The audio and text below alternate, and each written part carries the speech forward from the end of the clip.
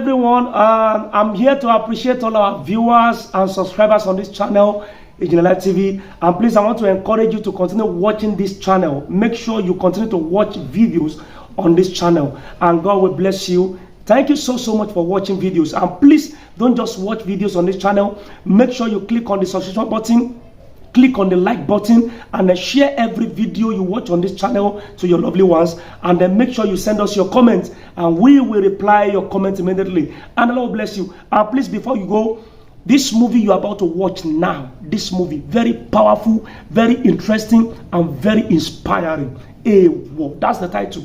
EEWO, very interesting. Make sure you watch it from the beginning to the end, and don't just watch it. Please, I beg you, please click the subscription button, and make sure you give every video you watch on this channel a thumbs up, and make sure you send us a comment. We will reply your comments. The Lord bless you. I love you. Bye bye.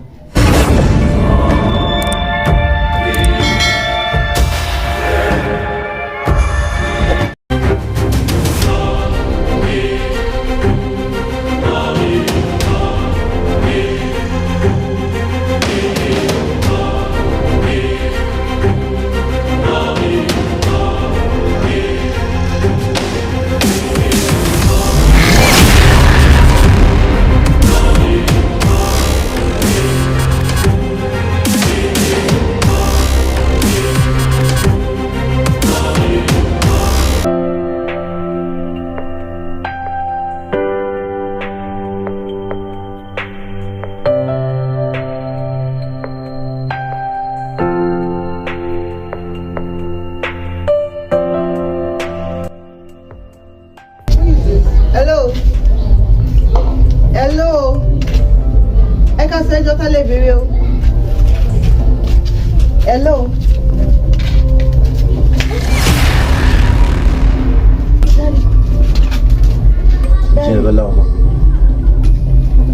Èmi ni kò wù mí kí n fi ọ́lẹ̀ nígbà kankan, bẹ́ẹ̀ ló sì wù mí kí n máa dúró tì ẹ́ lọ títí láéláé, ṣùgbọ́n kí la fẹ́ b'Elédùmarè ṣọba dáni wáyé ọba tó mọ ní tó mọ ní. Ẹ̀gbin ọkàn ló jẹ́ fún mi. Jẹ́ Bọ́lá, mo wá sí ọ létí ni, mo fẹ́ kó gbọ́ mi dáadáa. Jẹ́ Bọ́lá, ṣọ́ra fún ọmọ ènìyàn, ọmọ tá a bí nínú obìnrin. Jẹ́ Bọ́lá, ìkà ló pọ̀ jù. Jẹ́ Bọ́lá, gbọ́ mi dáadáa. Má ṣaláì má ṣe àánú fọ́mọ ẹ̀dá kankan, nítorí pé ọmọ olóore ni ọ́. Gbogbo ẹni tó bá bá ire wá sọ́dọ̀ rẹ̀, wọ́n bá bẹ́kún wọlé jẹ́ kán rẹ́rìn jáde. Pàápàá nínú ohun tí mo fi sílẹ̀, ilé yìí tó jẹ́ bí ogún. Jẹ́ Bọ́lá, ẹ̀rín ni mo fẹ́ máa rí lẹ́nu mùtúmùwà. Jẹ́ Bọ́lá, ire ló pé ìkà ò pé, àmọ́ ṣọ́ra fún máa yé. Jẹ́ Bọ́lá, àwọn àmì wò kán bọ̀ láìpẹ́. Bẹ́ẹ̀ mo fẹ́ kó o yára láti gbọ́rọ̀, ọlọ́ra láti fèsì. Ọmọ tá a bá gbé ní ilé ọgbọ́n lọ́gbọ́n máa ń yé yékéyéké. Ọmọ tá a bá gbé ní ilé òye ló máa ń pàlà rẹ̀ nítorí ẹni pé ìdájọ́. Jẹ́ Bọ́lá, ṣọ́ra.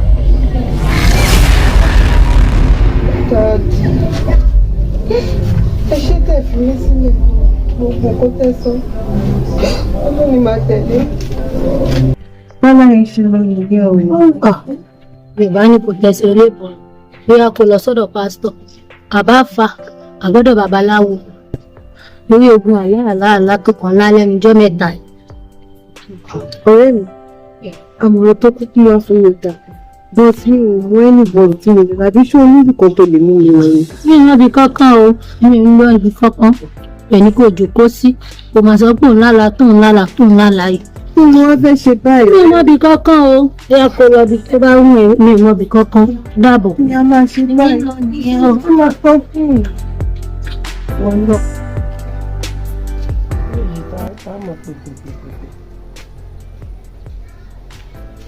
Bóyá ó yẹ kí n tiẹ̀ wo nọ́mbà ilé orí fóònù kékeré náà mo pe nọ́mbà rẹ̀ sí.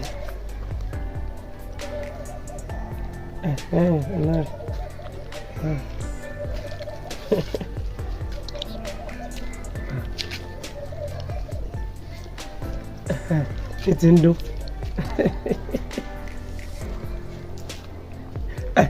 Oyè Bánjí o. Oyè Bánjí ọ̀rẹ́ mi àtàtà. Ọ̀rẹ́ mi àtàtà. Èmi náà ni bàbá Èkó ní pè ọ́. Bàbá Èkó. Mo bínú mo ti gbàgbé. Gbáyéró. Bẹ́ẹ̀ ni èmi náà ni. Èmi mà ti di bàbá Èkó. Bàbá Èkó náà ń pè mí ní ìsìn nílùú Èkó báyìí. Bàbá Èkó ọmọdé, bàbá Èkó àgbà, bàbá Èkó ọkùnrin, gbogbo èèyàn bàbá Èkó ni tá ń pè mí sùn ni. Bẹ́ẹ̀ ni bóò ni nǹkan gbogbo lé ń kọ́. Bóò ni sẹ́, bóò ni gbogbo ẹ̀, àwọn ará Ìbàdàn náà ń kọ́ ń bẹ̀. Adúpẹ́ lọ́wọ́ Ọlọ́run. Wo èmi mà ti pa gbogbo oyún ti, gbogbo àṣìṣe ìṣègùn, àṣìṣe babaláwo, èèyàn bọ̀ ṣàbù gbé tutù fún kínní kan, èmi ti pa gbogbo oyún ti sórí lọ́wọ́ yìí. Ẹni tó ju àwọn òòṣà lọ lèmi ṣe kí lèmi lọ fún báyìí náà ni mò ń bọ̀ báyìí. Èmi mà ti dọmọ Jésù mo ti dọmọ Jésù o. Wo ara mi wá balẹ̀, ara mi fúyẹ́, ara tù mí, o ò rí wàhálà kankan. Jésù dá o, ó dùn pọ̀, ó dùn bẹ́ẹ̀ ni. Bẹ́ẹ̀ ni ọ̀rẹ́ mi, ńgbà mo wọnú rẹ̀ tán mo tó mọ̀ pé àwọn ń gbàgbọ́ òun fàájì náà rí, pàápàá adùn ńlá náà rí nínú Jésù ọ̀hún. Ara mi balẹ̀, ọkàn mi balẹ̀, wọn ò rí wàhálà kankan. Bẹ́ẹ̀ ni mo ti di bàbá Èkó náà pè mí báyìí nílùú Èkó báyìí o. Bẹ́ẹ̀ ni ó kárí gbogbo àwọn ará Ìbàdàn kan bẹ̀. Irọ́ o, Abẹ́òkúta bí ibo pé Abẹ́òkúta lọ wà báyìí, àṣọ ti wá kó lọ́hùn pátápátá, ó ti ń gbé bẹ́ẹ̀ pátápátá ni. Ilé rẹ̀ ti ń bẹ ń bẹ̀ lọ wà báyìí. Ọ̀dà èmi náà ń bẹ nílùú Èkó. Ẹ̀ka sáàjọ máa ṣe jẹ́jẹ́jẹ́. Elédùn òun náà lọ o, kò máa ṣe jẹ́jẹ́ o. Mo ní gbóhùn rẹ̀ náà ni pé ó ti pẹ́ mo ti gbóhùn rẹ̀ gbẹ̀yìn. Ọ̀rẹ́ mi àtàtà, Oyè Bánjí ọ̀rẹ́ mi, ọ̀kàrí. Àtún nípàdé ayé àtún máa pera wa, ọ̀kàrí. Àmọ́ o, Oyè Bánjí gbìyànjú kó fẹ́ yàwó, kó wọ́mọ kan fẹ́. Ó ní ọwọ́ ọmọ kan fẹ́. Nígbà tí eléyìí ti bí ti ṣe ìyàwó rẹ̀ ti bí tó ti fi kú sàgbà wà tó ó ti lọ́nu. Nígbà tí ìyàwó kan bá kú, sẹ́yìn ni ọmọ àfẹ́ mi mọ́ ni láti ọdún ìwá. Abọ́ ọ̀rọ̀ ọjọ́ orí pọ̀ ti ń dàgbà. Ó sì wọ ọmọ kékeré kan tí ó mọ pátá sí ẹlẹ́nu tí ó mọ fọwọ́ ra ń pàkọ́. Ìwọ ọmọ kékeré kan fẹ́. Ó mọ tọ́jú rẹ̀. Ọ̀kàrí. Ọ̀dà kò sí wàhálà. Àmọ́ mo bá máa padà pè ọ́ bọ́ bá ti gbọ́ pé bàbá Èkó ọ ti mọ̀ pé mi mò ń sọ̀rọ̀ o, mo sì tún mọ bẹ́ẹ̀ pé ta ní sọ̀rọ̀ o. Ọ̀kàrí. Ọ̀dà o, àá ní pàdé ayọ̀. Ọ̀dà báwọn. Ọ̀kàrí. Ọ̀dà o.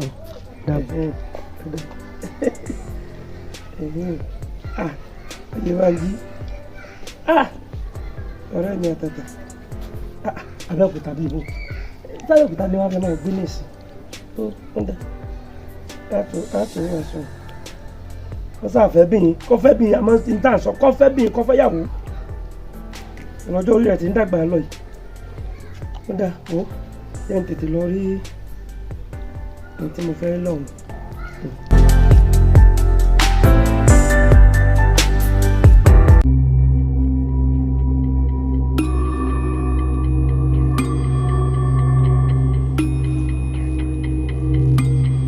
Òdílé tí ń bẹ lọ́ọ̀kan yìí. Táwọn wò lọ́ọ̀kan yìí. Bẹ́ẹ̀ni, tí kinní ń bẹ wájú rẹ̀, ilé àwọn jẹun rọ́lá ni.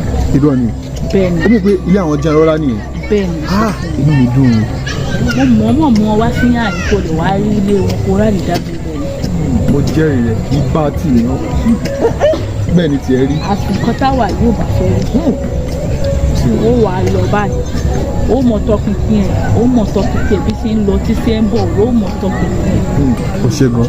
ó bá ti wá rí ó bá sọ̀rọ̀ fẹ́ àwọn ọ̀rọ̀ tútù tí ó fẹ́ pé tó bá rántí rẹ̀ báyìí orí rẹ̀ ó sì mọ owó yóò sì mọ nífẹ̀ẹ́ rẹ̀. ṣé ò jẹ́rìí mi ni ó jẹ́rìí mi. àwọn ọ̀rọ̀ tútù wá rí dájú pé ó gbọ́ o wá rí dájú pé ó gbọ́ kó dẹ̀ gbà sí ẹ lẹ́nu o. ìbá tí. àgbọ̀dọ̀ bá ti. ìbá tí.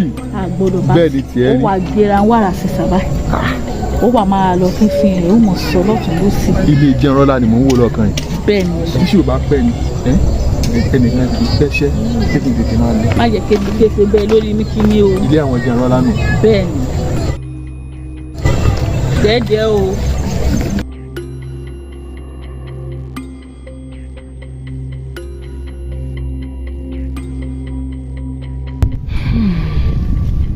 irú aláwo lè bí ìpàdé Ọlọ́run.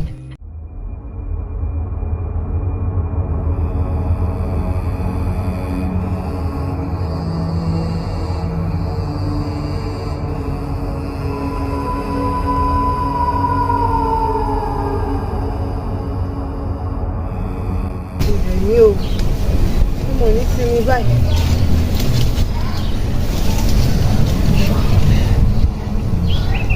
ó ga ọ ó ti rẹ̀ mí. mi ò.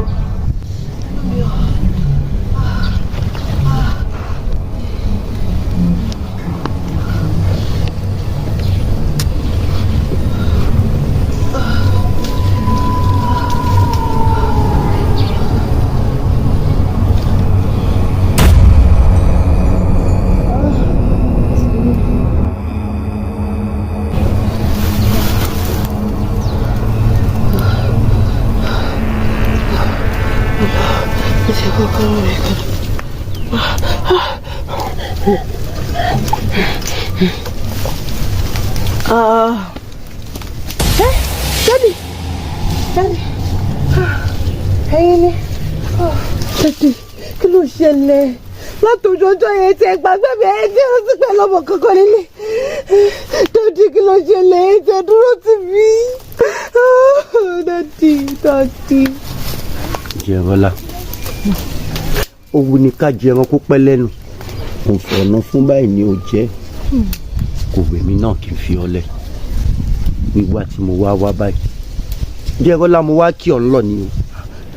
Jẹ́rọ́lá nítorí kókó báyìí làrán fàájìtì.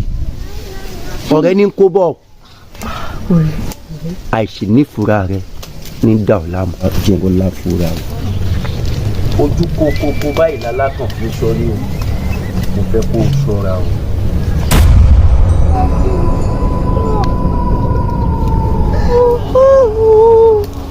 Daddy, ẹ dúró tì mí kó sí kó tí mo fẹ́ ṣe Daddy. Kẹ́ dúró tì mí. ẹni sùúrù máa gbé padà. Yes lady. Sister, kí ni nǹkan tó ń ṣẹlẹ̀ náà? Daddy, dúró náà. Sister, ẹ ṣọ̀pẹ̀ ẹ wà okay. Hello, are you okay? I understand. Ṣé ní environment tẹ wà yìí ó dangerous gan o, àwọn kidnapper wà káàkiri, ṣé láti ibà sí ibà wọ́n rọ́ọ̀bù gidi nù, ẹ ṣọ́ pé wọ́n ṣẹ́ ní ti fún yín ṣá. Wọ́n ṣe kókó fún mi ẹ̀ lé understand kò lè wẹ́ máa lọ. Kí ni nǹkan tó ń ṣẹlẹ̀ tẹ ọkọ dìde nù? Get up. Kí ni nǹkan tó ń ṣẹlẹ̀? Ta ló fẹ́ dúró tì mí báyìí? Dádì yẹn tó ti lọ, ta ló fẹ́ dúró tì mí báyìí? Oh dádì pẹ̀lẹ́ sorry, wọ́n ṣe irú bíbá ló yẹ kó ti máa ṣe gbogbo yẹn. Anyway, I go by the name. Dúró lórúkọ mi, mo dẹ̀ ṣetán láti dúró tiẹ̀ dọ́jú alẹ́, inú mi máa dùn láti mọ orúkọ ẹ̀. Jẹ́rọ́lá lórúkọ mi. Jẹ́rọ́lá, but ọ̀rọ̀ táwọn sọ yín báyìí gan ó wà risk, ibi tó wà yìí gan ó dangerous fún ẹ ní ká kún bí báyìí, so a máa discuss ìyókù later. Mi ò dá yín mọ̀ ẹ̀dẹ́ ní kí tẹ̀lé mi pẹ̀lẹ́. Sorry.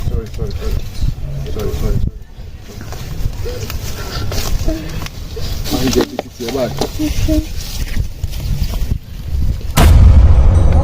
Jẹ́rọ́lá.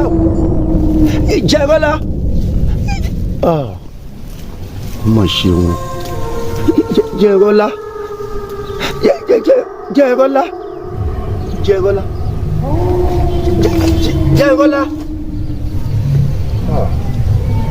Mo ṣeun. Jẹ́rọ́lá. I don't understand.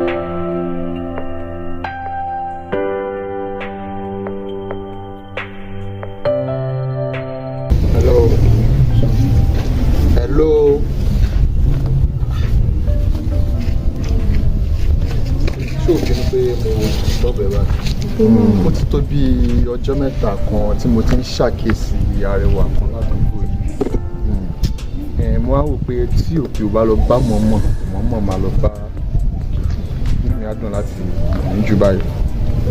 Actually, mo try to enjoy pé ojú nílò familiar but èyí tó sọ yẹn ni wọ́n lọ sí ọ̀hún. Ojú nílò. Yeah, ojú nílò familiar pé I'm trying to get for me or more really. Ó máa ń ṣẹlẹ̀ bẹ́ẹ̀ yẹn. Mo lè mọ orúkọ yẹn. Jẹ́nrọ́lá lórúkọ mi. Jẹ́nrọ́lá. Anyway, dúró lórúkọ tọ̀dọ̀. Nice to meet you. Àlá mi ti ń ṣe bíbí dúró. Àlá. Ó máa ń ṣẹlẹ̀ bí ọ̀rọ̀ fẹ́ ni. So possible ká ti máa ṣeré ìfẹ́ láti ojú oorun sí inú. So inú mi dùn láti meet ẹ. Ẹ lè understand ẹ máa ròyìn kò ń ṣe ṣé o máa ṣé mo lè gba contact? Contact, just contact, right? Contact, no problem. Okay. No need to. Alright. Jẹ́nrọ́lá. Yeah, I'll chat to you. Alright, thank you so much. Jẹ́nrọ́lá, right?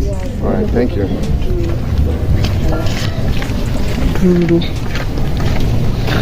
Okay, so guys, mo rí lójú àlá mi because I don't understand. Really. Thank you so much for watching this interesting movie, EEWO. Thank you so much for watching from the beginning to the end, and the Lord will bless you. Please, I want to encourage you to continue watching videos on this channel, and God will bless you. Please, I beg you, please, for the sake of God, click on the subscription button and give us the like, and make sure you send us your comments, and then God will bless you. See you in the next episode.